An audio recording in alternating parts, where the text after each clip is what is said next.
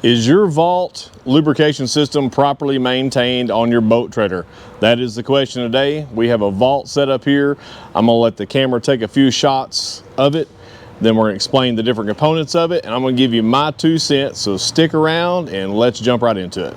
The vault system has been around for a while. How long? I don't have a clue. Used to, you really only seen it on your higher end trailers, more of your custom trailers with a custom boat. But I will say it's definitely more popular today than it once was. You see it on just some regular higher production units.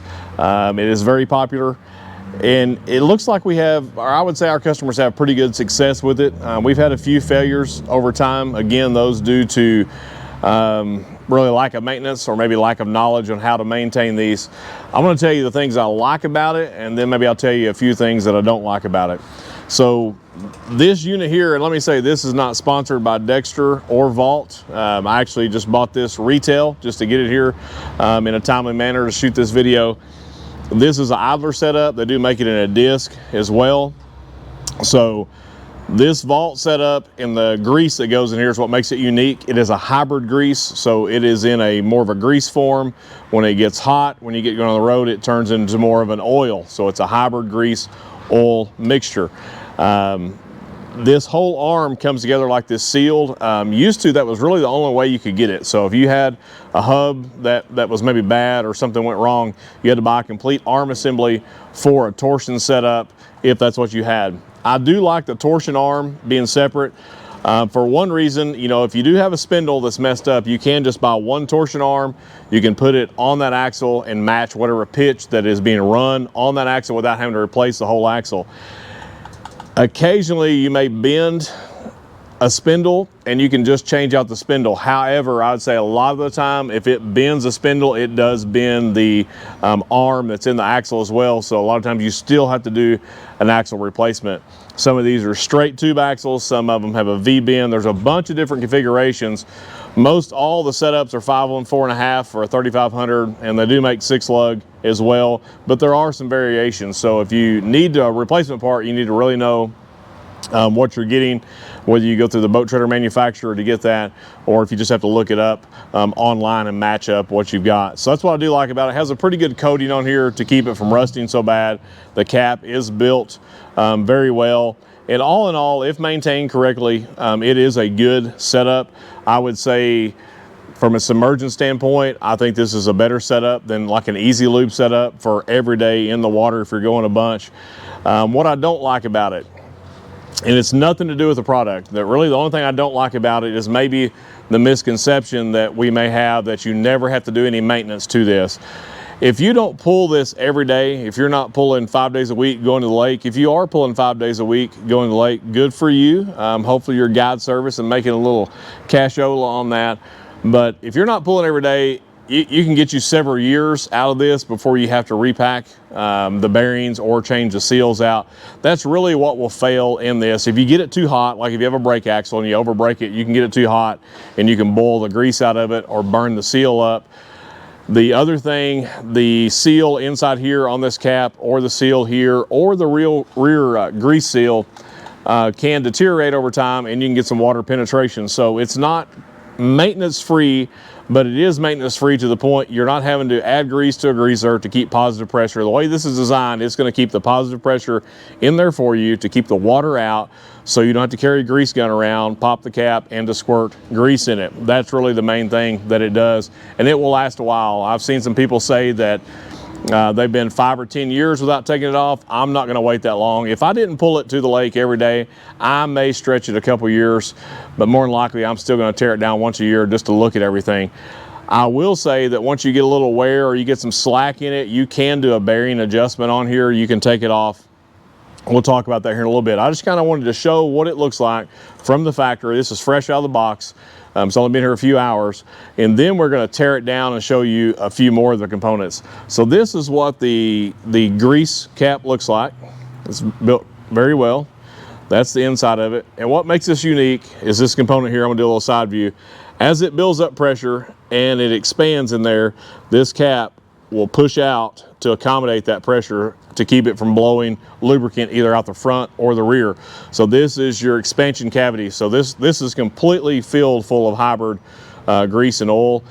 And when we go to put this back together, I'll explain to you that. And we will try to link a description below that will take you to the vault setup and give you a very detailed list of how to tear down, how to properly maintain. It has some specs on there. So when you go to click to subscribe or give us a thumbs up, be sure to check out that link if you own the vault system, so to make sure that you're up to speed and to make sure that you're properly maintained on your trailer. So that's really it. It's basically like a grease setup. Just the lubricant in it is a little bit different. It's actually a whole lot different. The other thing that may be a con, but it depends how you weigh it, is price. So this cap compared to a regular dust cap is going to be a huge difference. The grease, I see this grease retailed anywhere, and we'll try to leave a link if you do need it. I actually just bought this. I don't remember where I bought it, but I did buy it online. I see this anywhere from $25 to $40 a tube retail, which is a lot. So when purchasing the grease, you may have a little sticker shock.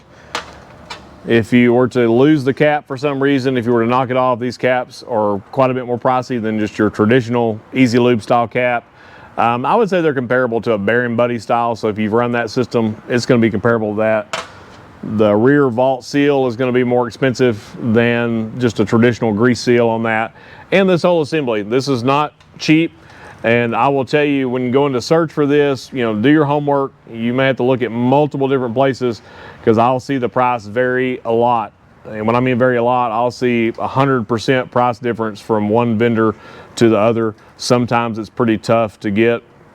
My supplier didn't have anything in stock, so I literally just bought it retail online, paid the piper, and got it in here so we can shoot a video on it. Just part of it. You may be in the same situation. You may have to pay that double price if you get in a bind.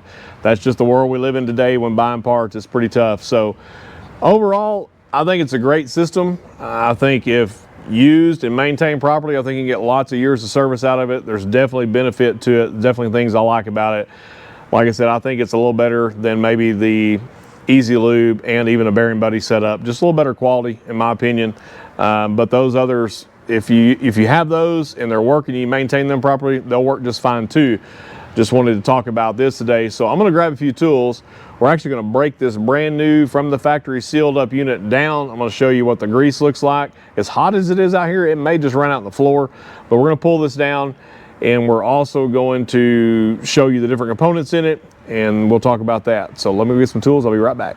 So we're going to take the cap off. You need to be careful with this cap. I'm going to use a rubber mallet, or actually a dead blow. You can use rubber mallet. If you don't have that, you can use a block of wood and a hammer, and you're just going to gently tap around to get it to come loose, so you don't damage it, because you don't have to buy a new cap for no reason.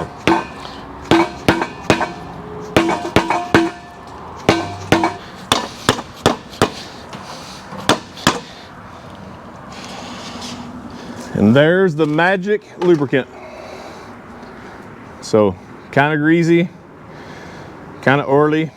That's why they call it hybrid. So we're going to expose the retainer and the bearing. I'm going to slip it off. I'm going to show you a little bit about it. I'm not going to do a full clean out on this. I'm not going to do a full bearing pack. We'll leave a link to our bearing pack as far as the method to use when filling the bearings. This has a couple of variations of that, so it would be beneficial to watch both of those. So I'm going to wipe a little of this off, and then we will take it down. So we'll go ahead and remove the cotter key.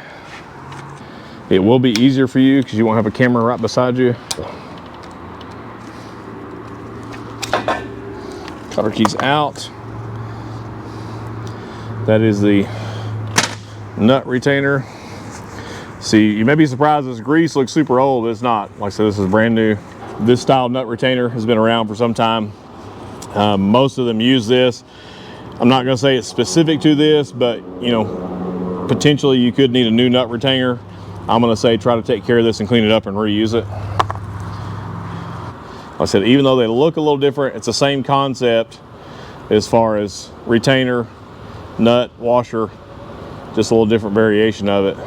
Really what makes this unique is how it's refilled. So there's the nut.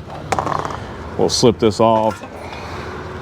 There's the outer washer, outer bearing,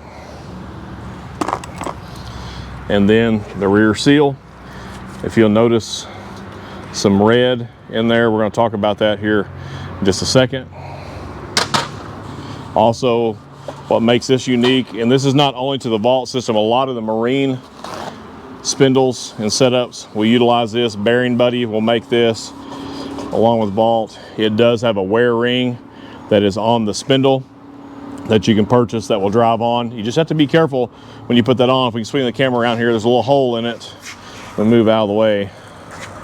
That hole is important that you line that up, because this, even though it's not an easy lube, this does have a grease port on it that is utilized in the reassembly of this unit. So you've got to make sure you do not cover that hole that's in the spindle when replacing the sleeve on there. In Bearing Buddy, and as well as this just gives you a little better seal on there, just to keep that water out. So I'm going to clean this up quite a bit, because I want to show you something on the front end here.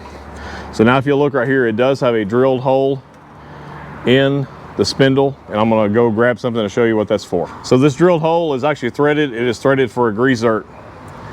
So when you do the reassembly process, the grease zert goes into there. I'm going to put it back together and show you how to use that. So if you do need to change out the bearings, if they just got age on it, it's time from a time standpoint, or you've had water, or the rear seal is bad, once you pull that out, you're going to pack the bearings. You can use the hand method. You can use a handy packer that's got the correct grease in it. We use a handy packer for this that's set up with vault grease in it. That's all we ever put in it. We don't mix that with any other type of marine grease. It is vault only. Once you put your bearing in there, on the seal itself, per manufacturer recommendation, you're going to use a high temp sealant, like a high temp RTV red. You're going to put a coating all the way around it like we show in other videos, but that's what they require on this to meet factory spec and any type of warranty that it may still have on it. Back in the day, when UPF and Vault were a little different of a company than they are today, sometimes they required the use of Loctite. So if you see some old literature on that, you will see Loctite from, but it's like with anything else, sometimes they make some changes. So the recommendation today is going to be the high temp red. So in this instance, if you would have changed everything out, you'd have replaced your inner bearing and your seal. And remember, if you're changing the bearing, you're what? Changing the race. Just make sure that you get the numbers off of this when you go to your parts store, or if you're going to order them online to get the right one. You're going to slip the hub back on, and then you're going to take your outer bearing that's been repacked as well. Put that bad boy in, and you will probably get this grease all over you. It's just hot here today. I don't know, it's probably 105 or 106 here in the shop. Put your D-washer on.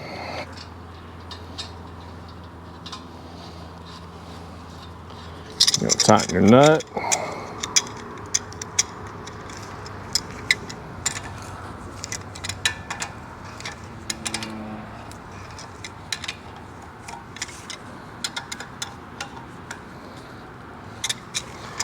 And we're going to set the load on it.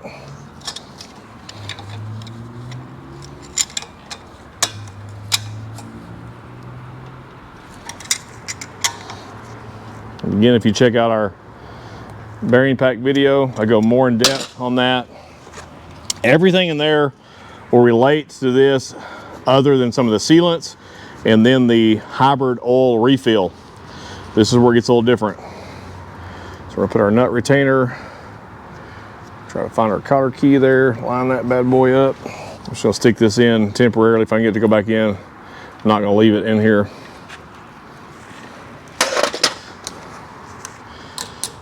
So you would set your cotter key like it was before.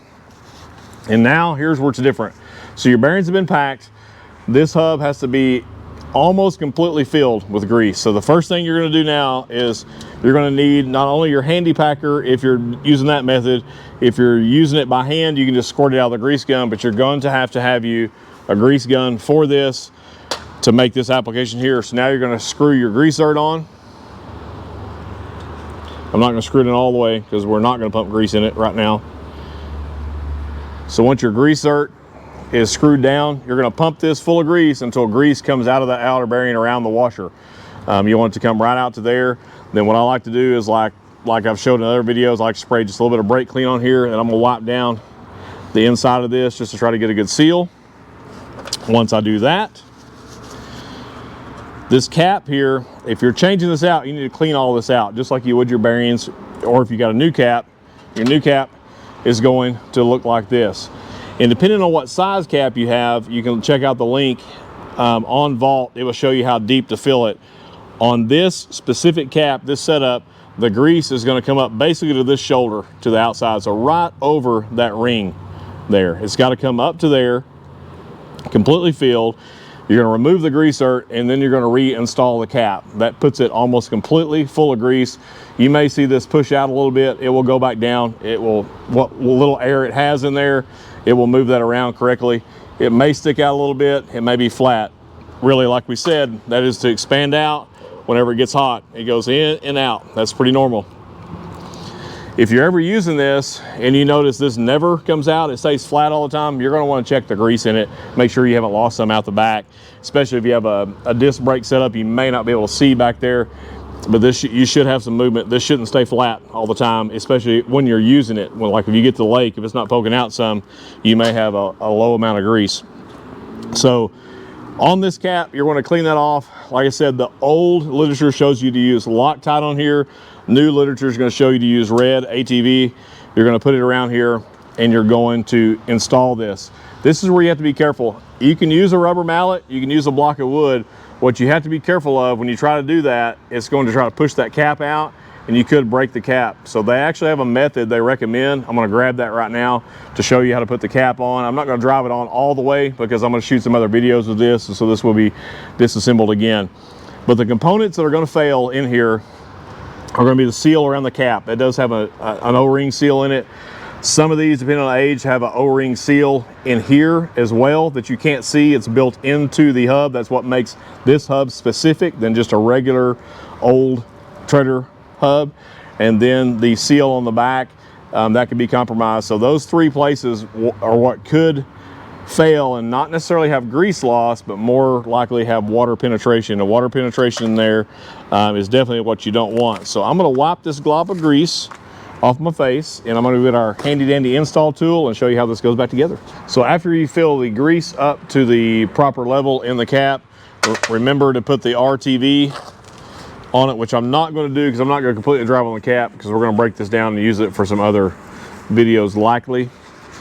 But to install this, you don't want to use a hammer around the front because you can damage this. When the cap is installed correctly, this cap is going to stick out a little bit. You know, it could be 1/8 of an inch, could be up to 3/16 of an inch. That is normal. So you got to have something that just hits on the edge. So they recommend using a 2-inch by 1.5 slip collar, like you can buy in the PVC section of your plumbing supply or big box store. Depending on the cap, someone will use a 2-inch female adapter. So what this does is just going to hit on the outer ring. You can actually get one that will slip over some. This one doesn't. This is what we use. You can use a block of wood in between this. You can hold it up with your hand. Whatever you need to do, just make sure whatever you're using does not contact the plastic cap in the center, because you could damage that, causing it to leak or to not function properly. So you just want to hit on this outer rim, but don't take a hammer and beat around on that because you could damage the components of that as well. So use the slip collar, put that on there, use your hammer and drive it on, make sure it's seated, and then once it's seated, clean up your mess and this thing's ready to go. So as I said before, I have no problem with the Vault system. I think it's a good system. My only issue with it, I think it's sometimes just a misconception, and that could be a salesman overselling the product. Hopefully not. Hopefully they're being honest. But it is maintenance free to a point, but not maintenance free forever. At some point, you're going to change the bearings out. At some point, you're going to need to change the grease out, and that's just going to depend on how much you pull, how hot you get your brakes, how big of a trailer it is, you know, or how big of a boat it is on the trailer. Sometimes you get a boat that may be borderline for the axle, kind of like the RV industry. Sometimes they get it right to the edge of the limit on that. So if you have the Vault system and you properly maintain it, nothing wrong with it. Just take good care of it. Check the link out below that's going to explain it in depth, really step by step how to do it. Just wanted you to see what one looks like before you get into it, and just, you know, let you know the grease is going to be expensive. The grease is going to look funny. Even when you pull new grease out, it looks like it's going to be 10 years old, but it's not. When used properly, good system. So if you've got it, hey, just keep using it just like everything else you have in your trailer. Just maintain it and take care of it, and we will see you on the next one.